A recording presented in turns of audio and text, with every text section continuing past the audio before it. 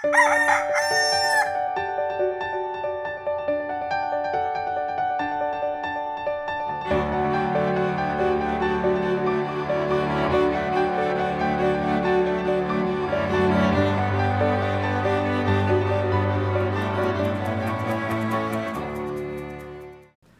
umaga po. Saluhan niyo po muna ako tayo magkapit, pandasal. Kamusta po ang gising niyo po ngayong umaga?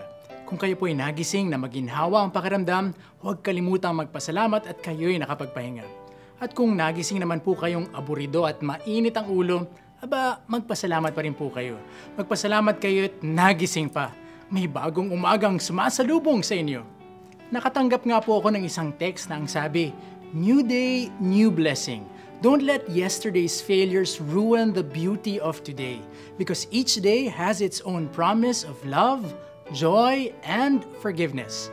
Totoo nga naman, ang kahapon ay tapos na. Habang hindi natin kinalilimutan ang pait, hirap at lungkot ng nakaraan, mahirapan tayong umusad at sumulong sa kasalukuyan. Mahirapan tayong maging mapagpasalamat sa bagong pag-asang hatid ng bagong umaga. Kung kaya't mga kapamilya, huwag nang sumimangot pa at dadami lang ang wrinkles ninyo. Smile naman tayo dyan.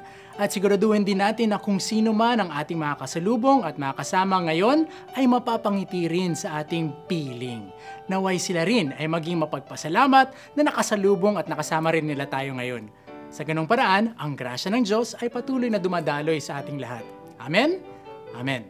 Ako po si Bro Arnold, ang muling nagpapaalalang, huwag sasayangin ang umaga dahil every morning is a blessing.